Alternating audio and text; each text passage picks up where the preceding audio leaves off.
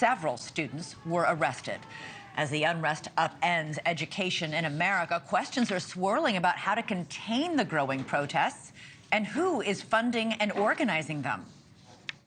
Why is everybody's tent the same? Was there a fire sale on those tents? There's some organizing going on. There's a concerted organizing effort. And what's the goal of that organizing? That's what we need to be asking ourselves. And of using disgusting terminology. That's the mayor of New York City asking questions a lot of members of Congress are asking today. And joining us now is North Carolina Congresswoman Virginia Foxx. She chairs the House Education and Workforce Committee, the same panel that grilled Ivy League presidents last year on rampant anti-Semitism on campus. Congresswoman Foxx, thanks so much for being here.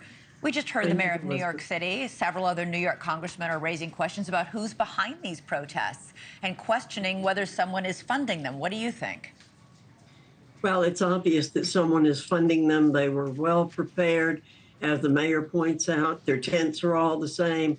They have printed signs. These protests began on October 8th. Basically, they haven't escalated as much until recently, but they actually started on October 8th. It's very difficult to believe that the students could have produced all of the signs and the flags and all the things that they had the day after Hamas brutally attacked Israelis. Yeah, well, some students are protesting the way Israel is waging its war in Gaza. There are others in some instances, Congresswoman, who are actually chanting, "We are Hamas." Former Education Secretary Bill Bennett said earlier today, these students need to spend more time in the library studying the Holocaust and more time at the newsstand reading about October 7th. Do you agree? I do agree with Secretary Bennett. These people do not know what they're saying. They have minds of mush, it appears, and it's truly unfortunate. They're at the most expensive universities, as you pointed out earlier, formerly called so-called elite institutions. I call that into question.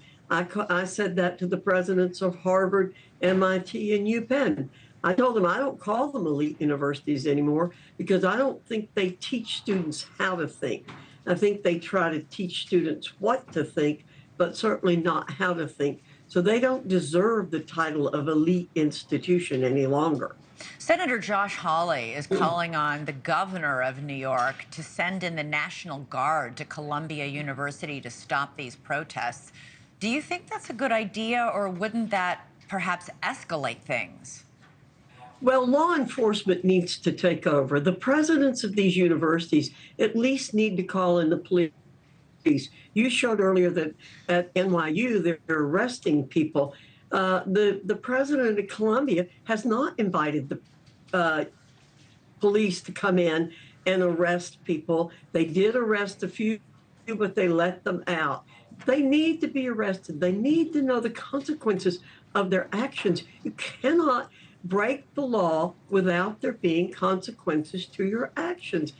That's the bottom line in this country. You mentioned it would be it is anarchy, and that's exactly what it is. We cannot allow anarchy to prevail. What makes this country great is our rule of law, and the rule of law allows all the other good things to go on in our country, like our capitalism system, like all the other things that are good.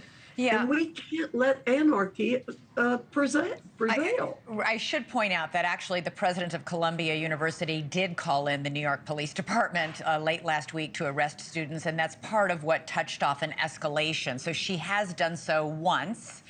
More than 100 students were arrested, but that hasn't stopped the protests. You helped lead the call for the resignation of the presidents of Harvard and Penn.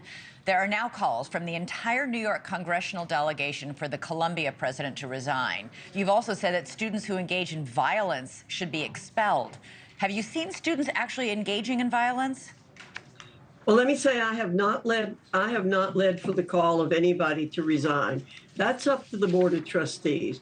What I want is for the presidents to take control of their universities.